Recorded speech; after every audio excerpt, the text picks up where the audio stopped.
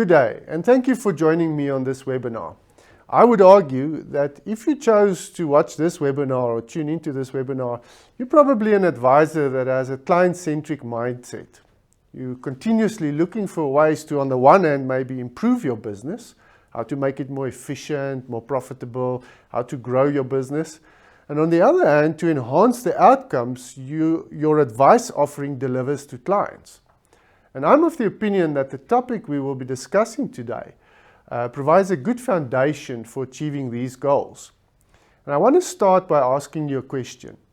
As a client-centric advisor, what are the main concerns that are keeping you awake at night? Now, three of the concerns that we at Amity Investment Solutions have picked up from the advisors that we work with is, for instance, how do I grow my business?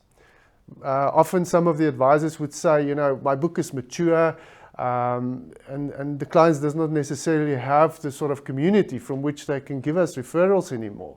Or maybe their children inherits money and then they move to other advisors or they move abroad and we lose that capital, which means we have difficulty in growing our business.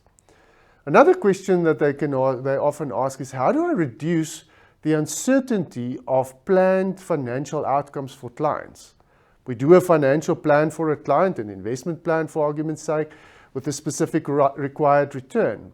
And then the markets don't perform for an extended period of time, which creates anxiety with the client, it makes it difficult to manage the relationship, etc. Another question that comes up regularly would be, how can I reduce the risk of unsuitable investment products? Now, these concerns are best addressed when an advisor can demonstrate the value they add to clients. Secondly, when they have an evidence-based process for their investment recommendations and a robust process for determining suitability. And that is where a centralized investment proposition can be of value. Some of the questions that a well-developed CIP can help answer is, what is the value you deliver to your clients? What do you do to profile your clients and to ensure that the recommendations are suitable and are integrated? What is your investment philosophy, your strategy and process that you apply in constructing a portfolio for a client? How do you go about doing a due diligence on funds, DFMs or LISPs as an example? Now you may think, or you may be thinking rather, that why do I need a CIP? I run a successful advice business, my clients don't complain, and I'm complying with the regulatory requirements. Now, to answer this question, we need to look at the changing advice landscape. Now, one of the driving forces of change is the increasing requirements of regulators to be evidence-based in terms of advice processes and recommendations. The regulatory trends like RDR, TCF, COFI, all of these kind of regulations seems to focus more and more on being able to show the service proposition and the value that is added for the fee charged. Now, another regulatory trend, whether you are in the UK, Canada, Australia or South Africa, is the focus that regulators are placing on suitability of advice, products and services as a way of ensuring better outcomes for clients, not only from a financial point of view, but also from a behavioral or well-being point of view. Now, as an example, a few years ago, the regulator in the UK, the FCA, published the results of a survey they did in a paper called Assessing Suitability. And they found that the process used by most advisors to determine suitability of an investment product was not robust and often led to different products being recommended to similar clients. They also found that products are often not reviewed and recommendations to change or not to change a product is not done based on a robust, consistent process. And subsequently, a few years ago, they redid the survey and published another paper, and they found that there was a huge improvement And one of the reasons I would contend is the fact that today more than 80% of FSPs in the UK has a CIP in place. Now, in the South African context, I believe the regulator will also be placing more and more focus on determining suitability and profiling of clients. Increasing advice risk is another reason. The risk of successful client complaints is increased if an advisor cannot demonstrate that the processes followed by them is robust, it's consistent, and it leads to treating all their clients fairly. Now, the impact of advice risk on FSPs can be seen in the substantial increase in the cost of PI cover in the UK as an example. PI cover has increased by up to 40% over the last 2 years, and today PI premiums average 2.4% of the turnover of all FSPs in the UK. Now, the cost of compliance and advice risk alone is a good enough reason to develop an evidence-based CIP. Now, although regulation is changing the advice landscape, the most important driver is changing client expectations. People are more informed today about financial services, which changes their view on the value of advice. Being the advisor that helps a client to match a product with a need is seen as the most basic value offered by an advisor. And this is one reason why advisors experience pressure on the fees they charge. We often see that advisors charge a low fee because they have difficulty in articulating the value that they offer. Service models are then typically populated with things like newsletters, etc., which is not necessarily seen as value by the clients. Many advisors feel that they cannot charge investment fees of more than 0.25% or 0.5%. Interestingly enough, is in the UK, the experience has shown that a shift in the value proposition of advisors leads to an increase in the fees they charge. And the average fee charged by advisors in the UK today is 0.8%. So what is a centralized investment proposition? It is a detailed methodology, a description on how your advice and investment management process arrives at the most suitable investment and financial product for clients. It describes the philosophy, the strategy, and the end-to-end process that underpins your FSP's investment proposition to your clients, and how you go about determining which investment solution is suitable for your clients. It is also, it also defines the processes and criteria you use to evaluate investment funds and services and product providers. Now, it's important to note that the CIP does not reference any particular investment product or platform or investment solution. It's not the house view. It shows how investments are evaluated and forms the basis for the development of your house view. A well-developed CIP will describe in detail, firstly, what is the value that your FSP will deliver to clients, how a financial plan is developed for a client, how you identify a suitable investment solution for a client, how your FSP go about evaluating and selecting investment products and funds, how ongoing investment management is done. Now, there are some considerations that need to be addressed before you develop your CIP. The first one would be to have a clear understanding of the type of client your FSP wants to serve and attract. And the target market you serve will determine the complexibility of the advice required and the type of investment solution that should form part of your FSP's investment proposition. It also affords the FSP the opportunity to develop the service model and fee structure accordingly. Criteria like the life stage clients are in and their level of wealth will influence the complexity of the advice needed, the type of investment products that should be considered, the skills needed, the type of service model, and the fees, as I mentioned, that you will charge. Another consideration is regulatory requirements. A clear understanding of the regulatory requirements with regards to treating clients fairly, determining suitability of investment recommended, disclosure of risk, costs and conflict of interest, etc. is needed. The CIP should help the FSP to improve compliance and reduce risk. It should be mentioned here that a CIP is not a compliance document. But one of the benefits should be that through a CIP, you improve compliance and you reduce risk.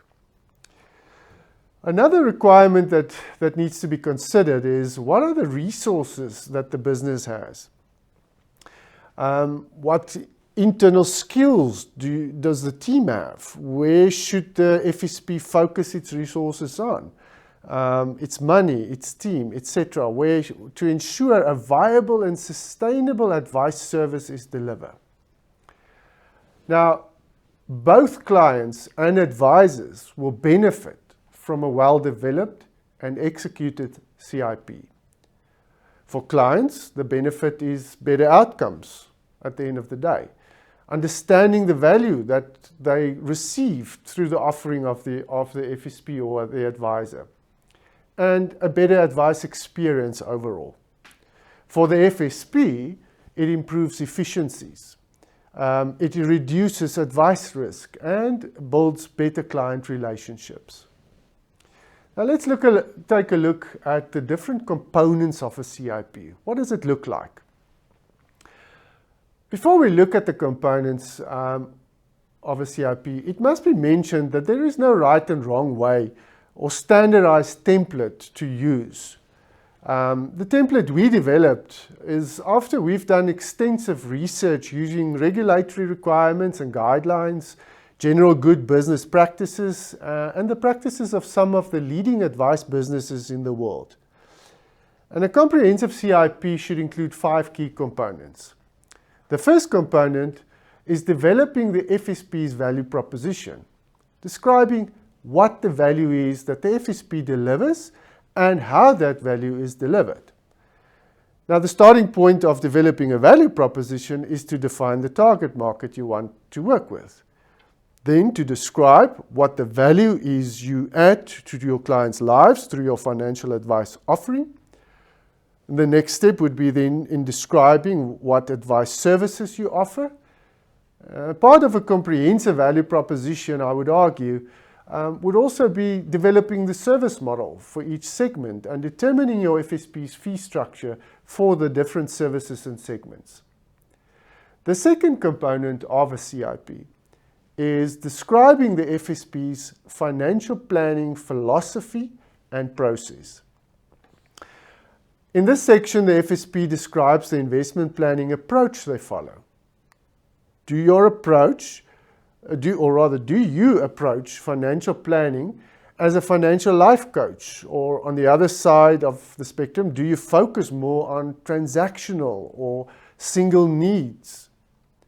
Do you have specific financial planning rules that guide your planning, like a maximum withdrawal rate or a minimum emergency fund that needs to be put in place, or that clients first need to pay off debt, for argument's sake, before they can invest in a specific financial instrument? Now, this section will also have a detailed description of the planning process you follow, describing how you do client discovery and profiling, for instance. What tools and systems do you use? Whether you do cash flow analysis and what your financial plan looks like. It will also describe the different compliance documents that is part of your process. The third component of the CIP comprise of your FSP's investment management philosophy and process. Now this entails describing the investment philosophy and beliefs you have. What is your belief with regards to asset allocation, risk management, active versus passive, diversification, etc.? It will also include a description of the investment strategy you apply in your FSP for clients in the accumulation phase or in the decumulation stage. Now, as an example, you may follow a target return strategy for accumulation clients and an income strategy for decumulation clients. A clear and detailed description of the investment management process of your FSP is also required. This will describe how you make asset allocation decisions, how you select managers, and how you construct portfolios for clients. The fourth component focuses on how your FSP does due diligence on funds and other product or service providers. What criteria do you use in evaluating different funds? Do you use average long-term returns, quartile rankings, fees, etc. to determine which funds form parts of your house view? How do you evaluate DFMs and LISPs? How often do you do a due diligence, and what criteria do you apply in switching from one fund to another? The last component of the CIP describes how the CIP will be governed and monitored. Who will be responsible for reviewing and updating the CIP, and how often will this be done? How is the implementation monitored, etc. So let's take a bit of a deep dive into these five components. Starting off with a value proposition. Now, to deliver something of value to clients in a profitable way is the foundation of a successful business.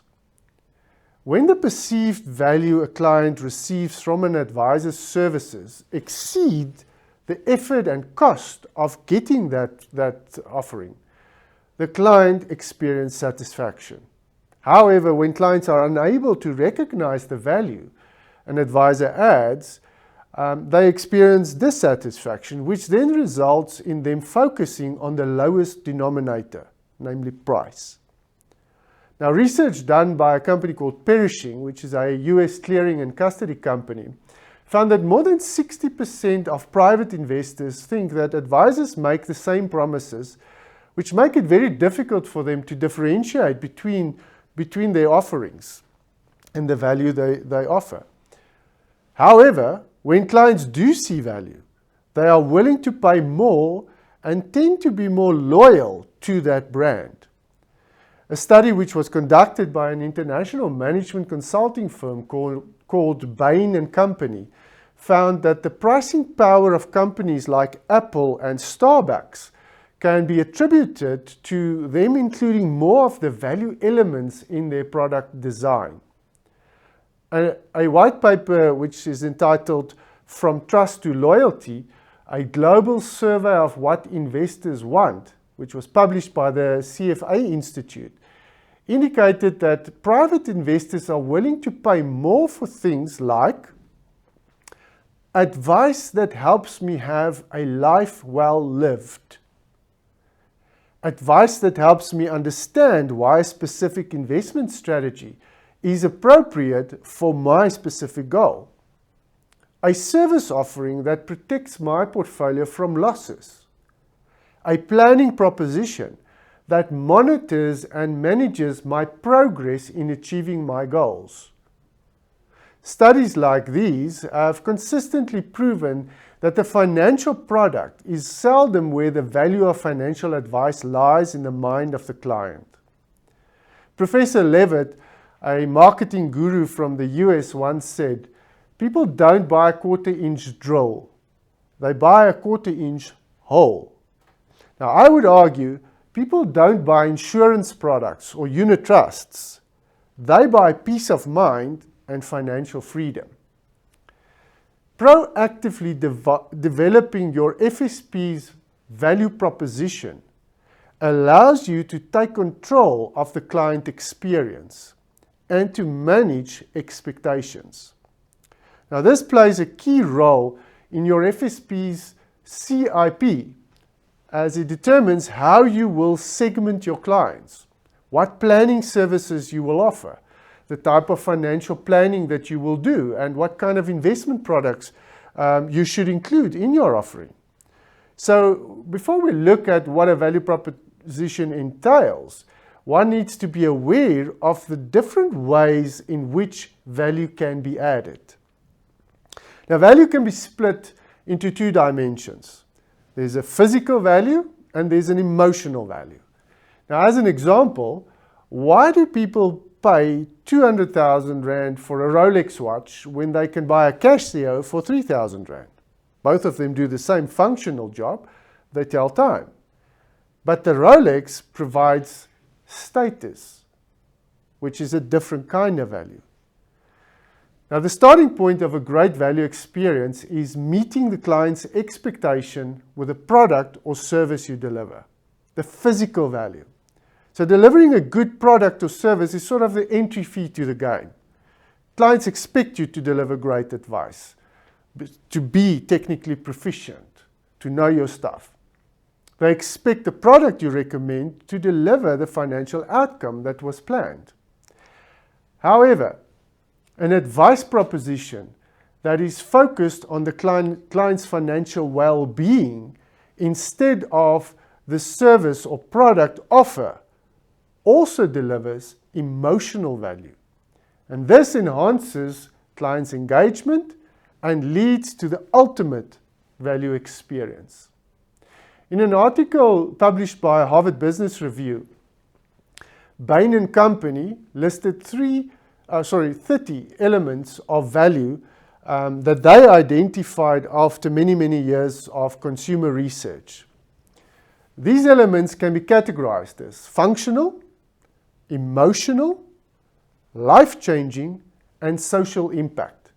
Now, some of the elements focuses more inwardly, so it taps into what motivates us as people, whereas other elements, or value elements rather, are more outwardly focused. It is value elements that help people sort of to interact and navigate the world that they live in. Now, this diagram depicts the elements identified as being valuable to clients. So using these elements, advisors can identify what the value is their advice offering delivers to clients. As an example, the primary value of an advice offering that is focused on brokering services, i.e., helping a client to find the appropriate financial product for their need, will be functional in nature.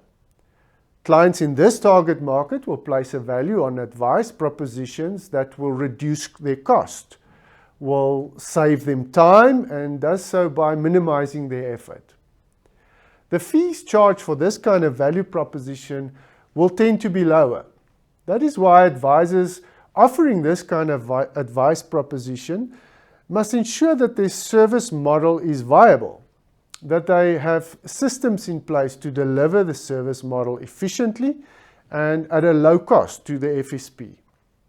On the other hand, an advice offering that focuses on providing comprehensive integrated financial planning will deliver value in the form of providing hope for the future, experiencing wellness and self-actualization.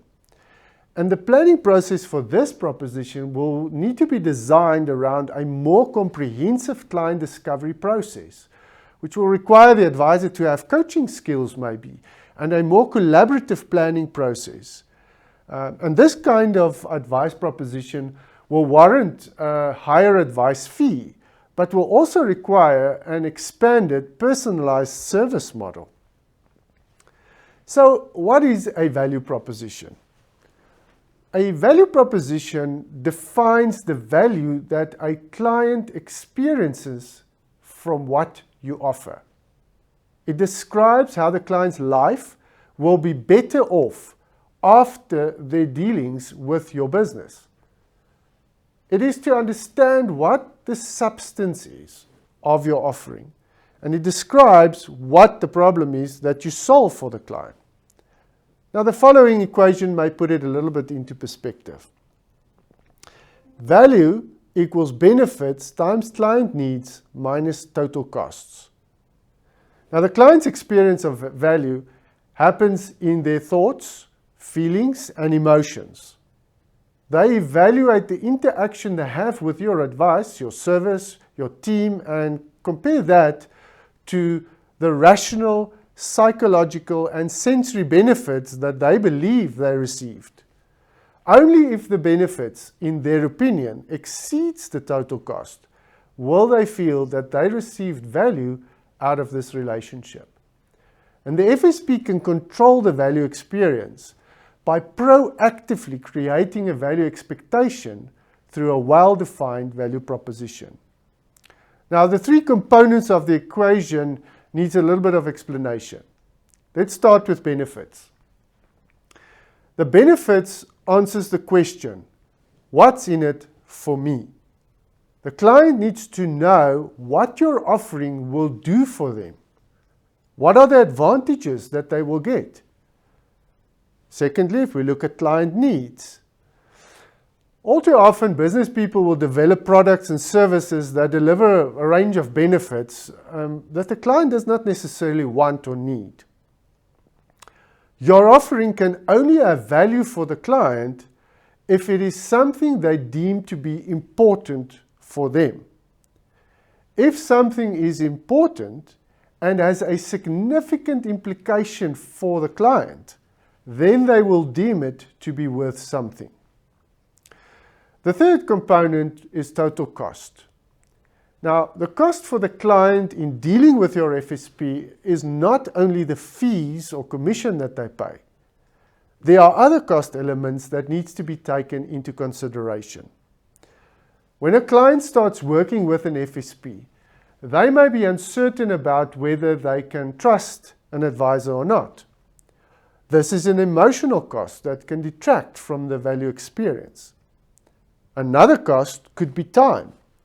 If the client places a premium on his or her time, then the cost of doing business with the FSP will increase if the relationship takes more time due to ineffective advice processes or ineffective people on the team. Value can therefore be increased by a number of ways. Either the benefits can be increased, the total cost can be reduced, or a combination of the two. Now, it is worth mentioning again, if a client cannot clearly see the benefits they receive from the FSP, then they will default to the price they pay for the offering. The clearer the value, the lower the relevance of price. It's also important to know that the development of a value proposition, although it is about the client, is for the business. It's a business process. It is done to help the FSP understand what the value is that it brings to the client. That is why it should not only be a features and benefits statement, but rather should be done to understand what the problem is that you're trying to solve for clients and what the value is in doing that. It's important to understand that it is also not a marketing statement. It will, however, form the basis for the development of your core marketing message. A value proposition can therefore best be defined then as it is a clear description of how your offering solves a significant problem in a unique way for a specific target client, and then what the value is that they will experience from that. Now, the components of a value proposition includes the following. Firstly, define your target market or target markets that you want to work with. Who is the client you currently serve or want to serve more of? Describe them in as much detail as possible. Things you want to consider may be demographics. As you know, what age group is your clients in, what stage of life cycle maybe are they in, etc. Maybe you want to look at geography as an example. Do you only work with clients in a specific area of the country, or are they countrywide?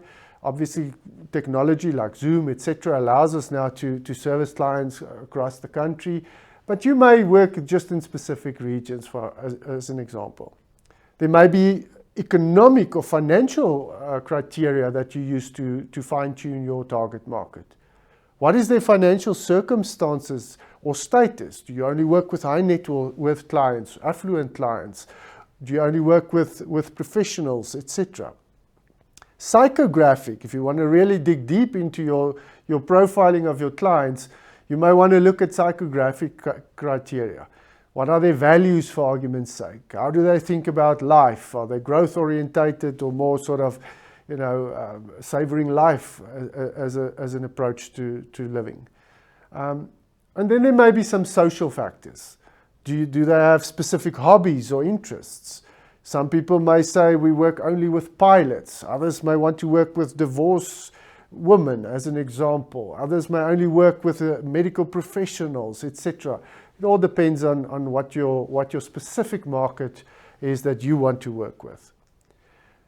Next, you need to define the value experience you offer clients. Now, this requires you to answer the question, what is the problem our offering solves for this specific target market? The next component of the value proposition is then defining the services that your FSP offers. Now, in developing your offer, you want to steer clear from listing products you sell. Keep in mind that products are merely tools to deliver what you offer. Think in terms of what it is you do for the client and focus on planning, managing, intermediation, monitoring, you're organizing the client's finances, etc. These could be aspects of your offering. Two other components that we believe should form part of your value proposition is the service model for each of your target markets and then your pricing structure of your services. Now, these two components warrant a webinar of their own, and we do not have the time to elaborate on these. But this is an area that we as an advisors need to be more specific and intentional, because it can help us manage expectations and build better relationships with clients. Now, the second section of the CIP deals with your financial planning philosophy and process. Now, this may sound strange. You may say, what do you mean? Isn't everybody supposed to be following the 6-step process? Now, although it is true that a standardized process guides financial planning, the implementation differs from advisor to advisor. The assumptions, the planning principles, and the beliefs differ, which is why two professional advisors can come up with different recommendations. That is why it will be valuable both for the advisor and the client if the financial planning philosophy is clearly articulated. The starting point is to describe your financial planning philosophy. Some advisors may not do comprehensive integrated planning, but rather focus on single needs like helping clients save for retirement or saving for a child's education.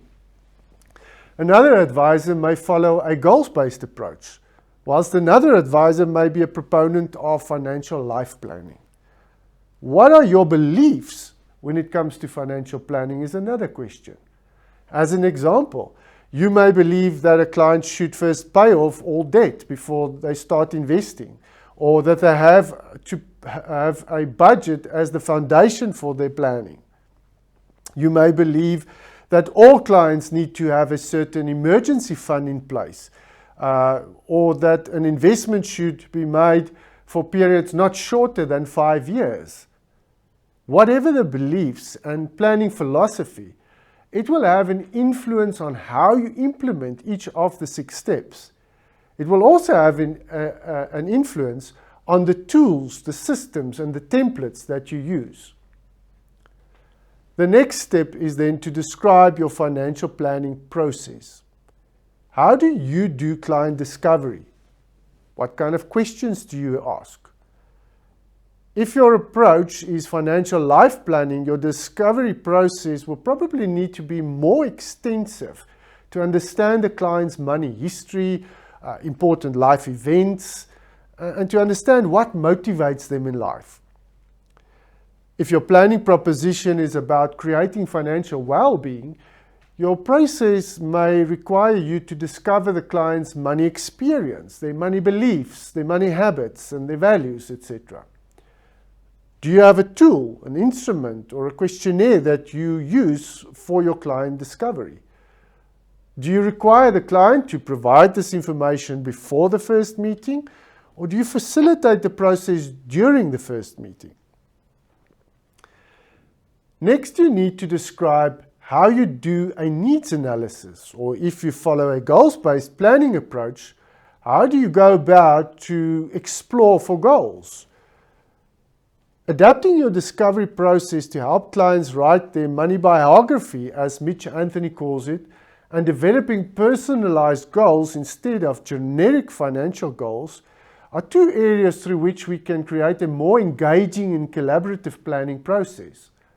Regardless of what your approach is, the point is describe your process in as much detail as possible.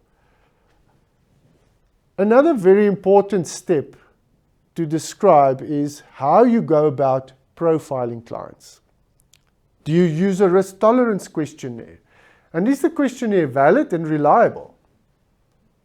What instruments do you use and how do you determine risk capacity, for instance? Once again, the question is, do you follow a robust, consistent, and repeatable profiling process with all your clients?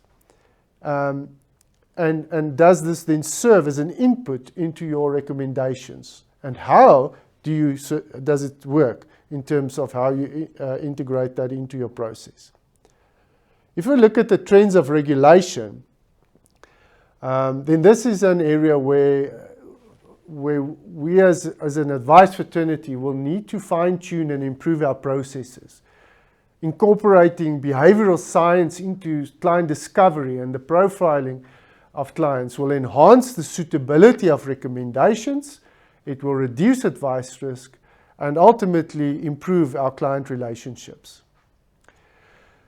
Next, we need to describe the what and the how of your financial analysis. Do you do a cash flow projection or a Monte Carlo projection as part of your plan? What kind of assumptions do you use for inflation as a good example? Do you limit the growth rate which you do projections with? Like for instance, say you don't do projections with a growth rate of more than inflation plus 5%, or you're more conservative maybe. You may only go as high as inflation plus 4, whatever the case may be. Do you do more than one projection for each client so that you can demonstrate different scenarios to help the client to make a better financial decision?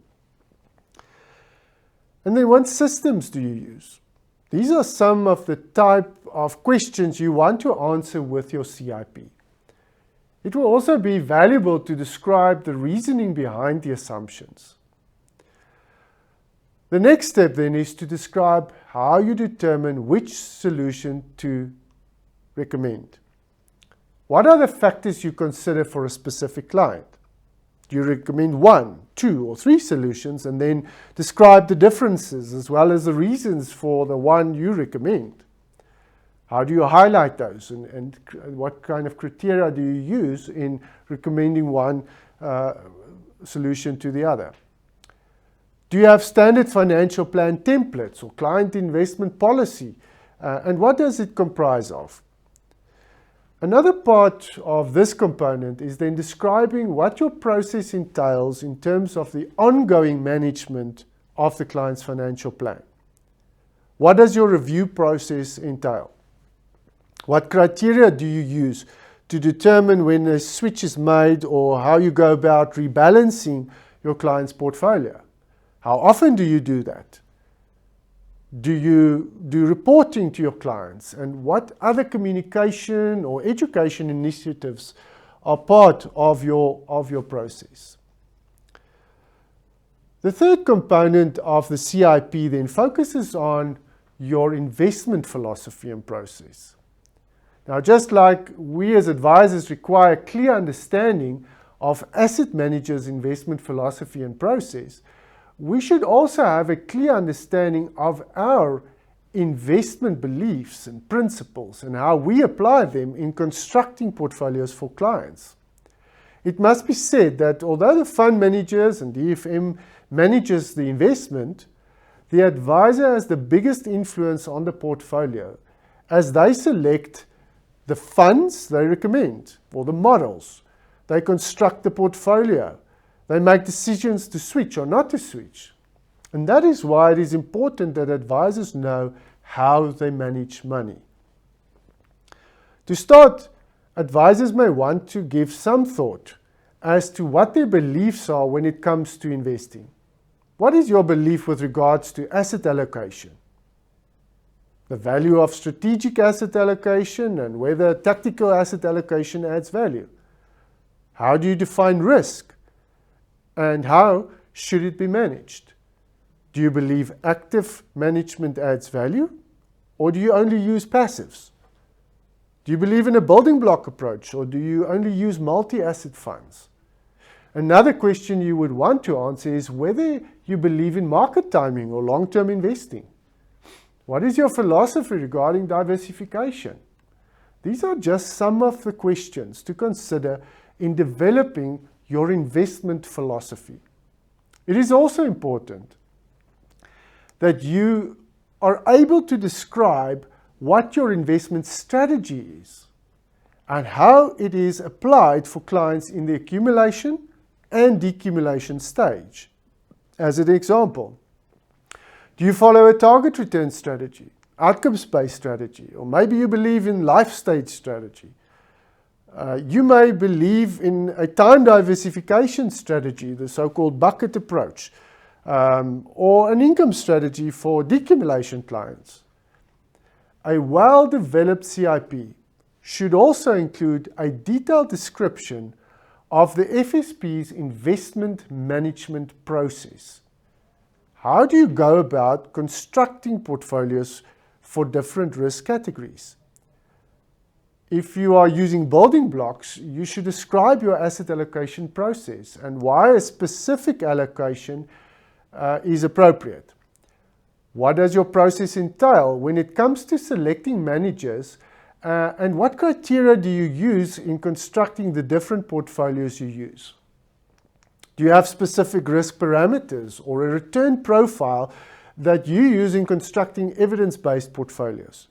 What criteria do you use when you combine funds, whether building blocks or multi-asset funds? Do you consider style, follow a core satellite approach, or use correlations, or whatever the case may be? The idea is that this will result in the different portfolios you use in your FSP, each with its own mandate describing the return profile, the risk, the asset allocation, and managers that will be used, or kind of managers that will be used. You may have a flexible income portfolio, a low, medium, and a high equity portfolio, etc. The investment solutions then need to be monitored and changes need to be made from time to time as determined by the FSP's criteria. Now, a topic I'd like to spend some time on is using a factor-based suitability profiling. Now, this serves as a decision tree to ensure that a robust and sound process is followed with all clients, ensuring that a suitable solution is always recommended. It describes factors considered and the process that you follow in determining suitability. Now, as an example, we at Amity Investment Solutions developed the following framework for assessing suitability. The first factor would be the level of wealth of the client. Is the investment for a high net worth client or an affluent client or a high potential client? Then asking the question, what percentage of the client's wealth does this investment represent? It may be that you only consider direct equity portfolios or alternative investments for high net worth clients. The next factor is then determining what stage of life is the client. Are they building wealth, preparing for retirement, or are they already in retirement? Then answer the question, what is the financial goal? Is it accumulation? Is it capital growth, preservation, providing for regular withdrawals, or maybe saving for a specific ad hoc expenditure? Then the investment goal should be considered. As an example, is the investment for an emergency fund? Is it investing for a specific life event? Is it investing to build wealth for financial independence or legacy capital? Whatever is the investment goal to be aimed for. The next factor to consider in the decision tree is then the client's risk capacity. Now, this is a critical factor from a compliance perspective, as the regulator uses this as the key factor in evaluating suitability. The investment solution recommended can never have higher risk than what the capacity allows. Now, there is, however, no consensus as to what exactly risk capacity is and how to measure it. There's no standard definition anywhere in the world. We do know that it is not a psychological factor, but it is a financial factor. And we approach risk capacity in the development of the Amity tool, asking the question, what would influence a change in the client's financial circumstances that would require a need to access capital from this investment to be made? Our tool then, therefore, as an example, will look at things like, does the client have a medical aid? Or do they have short-term insurance? Do they have access to capital in case of emergencies, etc.? The last three factors that we use in determining suitability is then the client's risk tolerance, the required return, and the investment horizon. The idea is that by filtering the decision through these different factors, an investment solution can be determined that is integrated both from a financial and a behavioral point of view.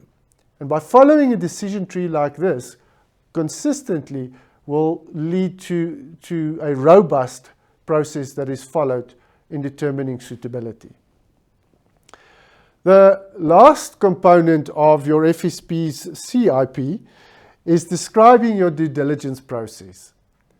This requires a detailed description of the criteria you use in evaluating investment funds, products, and service providers like DFMs and LISPs.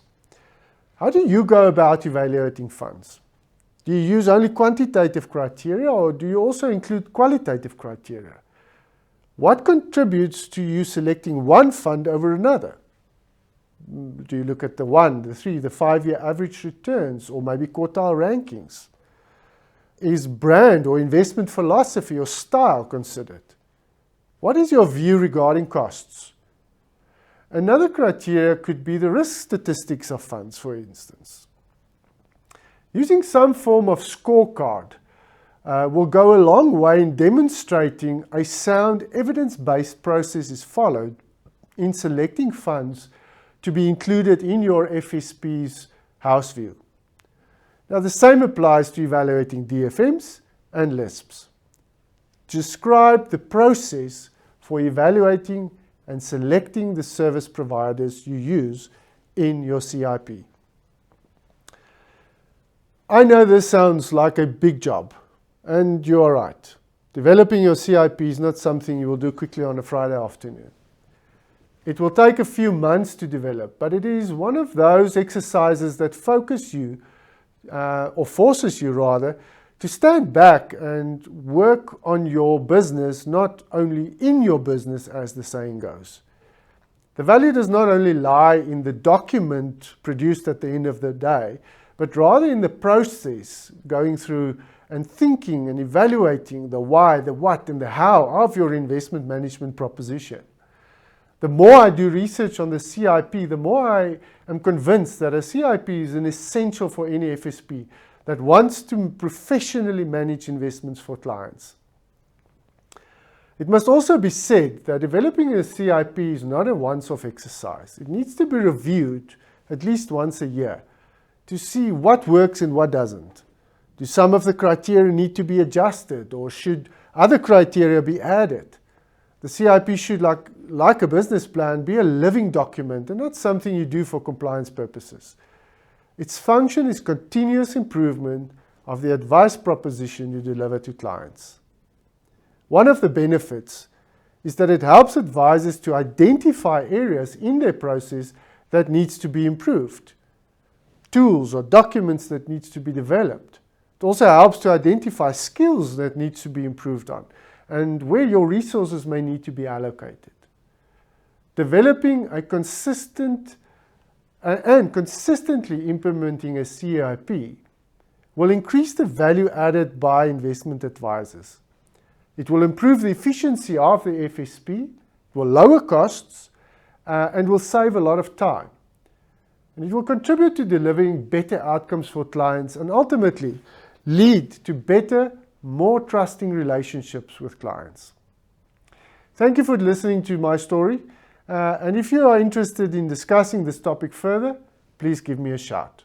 Thank you, ladies and gentlemen, for attending our monthly webinar.